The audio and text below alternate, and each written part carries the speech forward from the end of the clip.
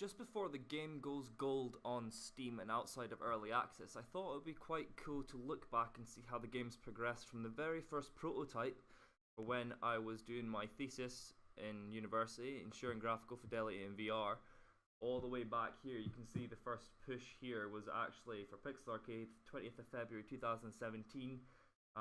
Then I actually started adding a lot more to it, and then decided to make its own repository and start all updates from there. So what we'll do is we'll see what we've changed, then we'll link it up to the version after the initial shipment build. And the whole way Pixel Arcade actually came about to being a full game is from creating various demos that would test different technologies within the game engine and see how it reacts in virtual reality. Now, one of the scenes that stuck with a really nice aesthetic style for myself was Trippy. I did release a video to the channel of this optical illusion in virtual reality. It's kind of like the wave, you recognize the style. And from there I just progressed into this game where you're climbing around the map, which was a way of me solving the locomotion problem in VR where you don't know how to move and you're not going to run and get disorientated. So I think we'll start with version 1 and we'll skip to the large releases of version builds and we'll see what the changes were within GitHub. Right, so right off the bat, a little bit jittery. It's a little bit jittery. I'm not sure if that's my problem or not. We have nothing on the controllers. There's no audio, no buttons. It's the default prefabs. I already noticed I fell off the map and I kept falling and there was nothing happening. So this is a build that I apparently made for my friends. This is like the first prototype. Oh, you have to squeeze the controllers. This is when I did that. Wow, it still feels very much the same though as far as the physics goes. New build's a little bit smoother. Obviously right now I'm kind of boned. I can't actually reach anywhere. So this is it. All that is in the first build of the game. Kind of just seeing that I can actually do all of this. So what actually happens if I fall off the map?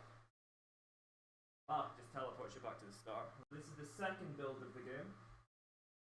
And we can see we have our timer in this really weird font. We can reset our position.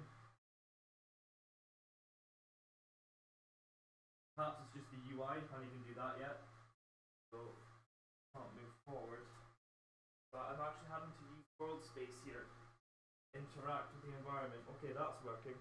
So I actually have to physically walk forward here, which isn't very good. And I'm knocking. Sorry, Mike! Oh wow. Rubbish.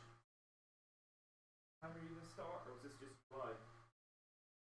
I've just added the UI, it doesn't actually do anything.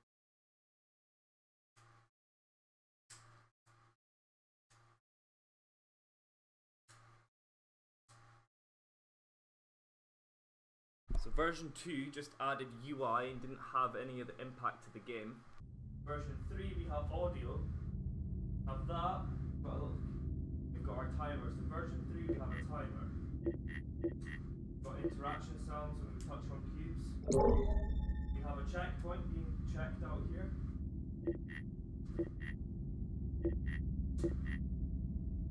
Oh, do we have reset checkpoint? Okay, so this is pretty much the full game. This is the main prototype right here. You can tell the game has progressed significantly from the previous build, where I moved blocks into places where I can actually interact with.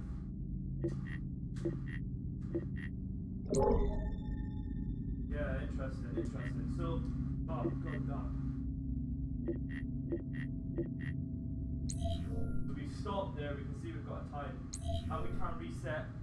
And it does give us our best time. The best time I think currently is reading. In this build, the best time is actually reading from player preferences, so we're not actually using any save files. So if we look here at April 7th, initial push from VR repo.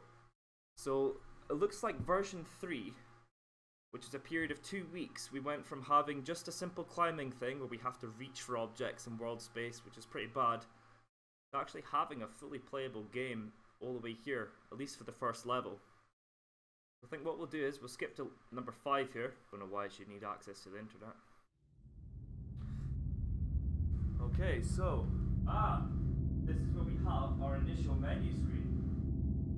Very interesting, I forgot this one. So the idea for me was to have some sort of interactable menu, which is a new thing for VR, so I could write a lot about it. If I grab this, I thought if I wanted to go to level 1, I could throw myself through the menu and start at level 1, and then play through it.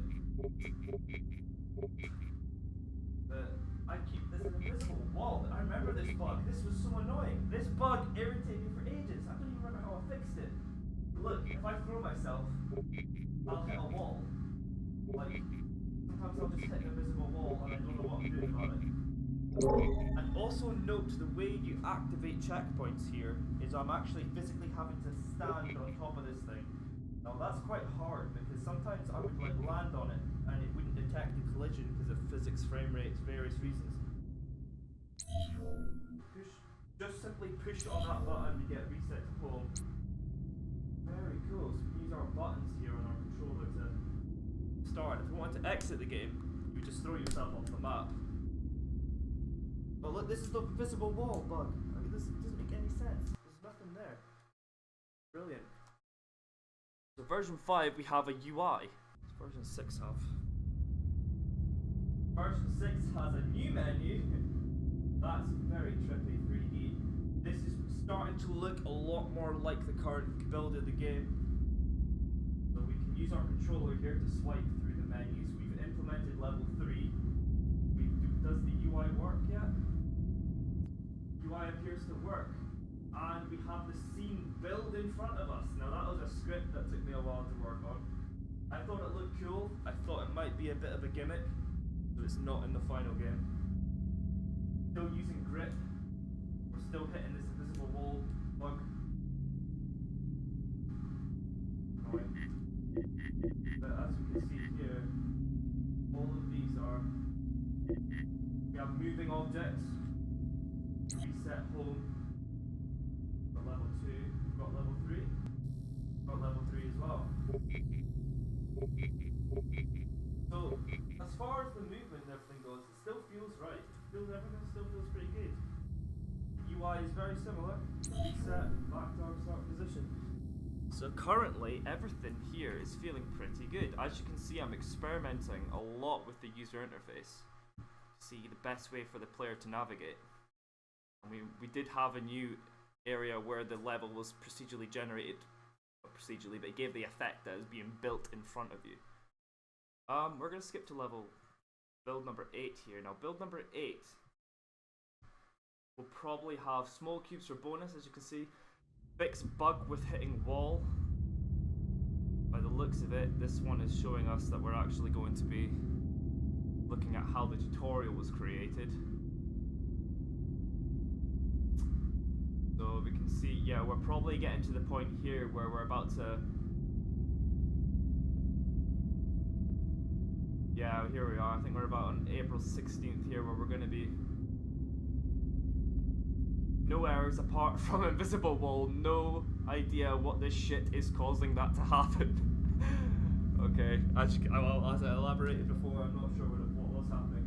Also, we have our font and we have the animation. Very, very nice. As you can see, this is starting to look a lot more like the current build of the game. Look at this cube. So this is my theory on implementing the tutorial into the actual menu of the game, just telling you how to play the game from the main menu. And then when you fall off the map, it will restart the level. But let's go home and just have a look here. You can use both controllers, the same cube. Try climbing around this cube.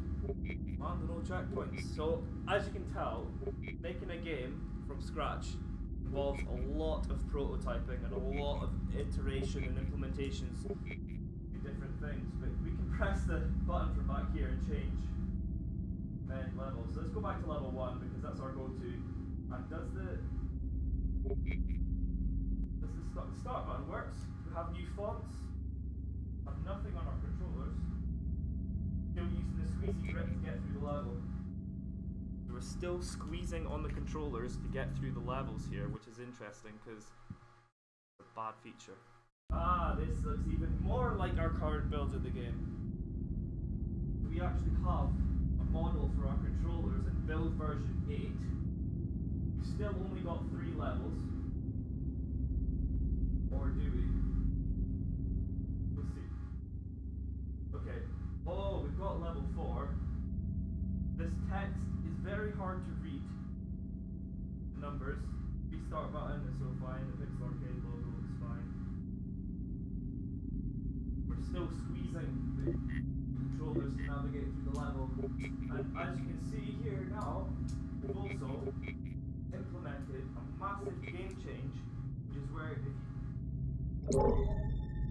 still have to land on the platform to trigger the checkpoint.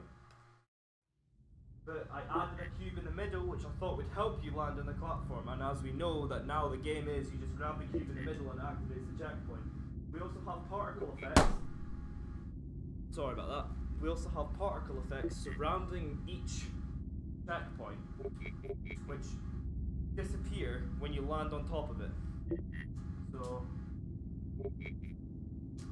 well, as you can see here, this is exactly why I got rid of that, because I'm stuck on the edge here, and I ain't gonna fall off.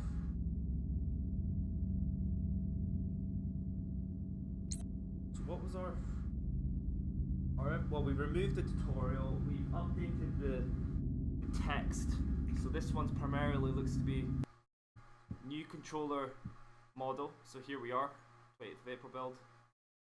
We've added more levels. Now we've got a save load manager now, so it looks like we're using something more professional and long-term viable here. It looks like we're adding a lot of levels just now, so we'll skip from version 9 to version 10.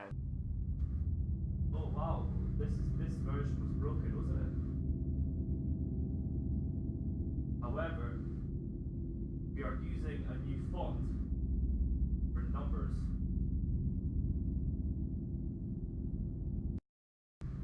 By this point, the main functionality of the game is integrated, with the main issues being various bugs. Open day build.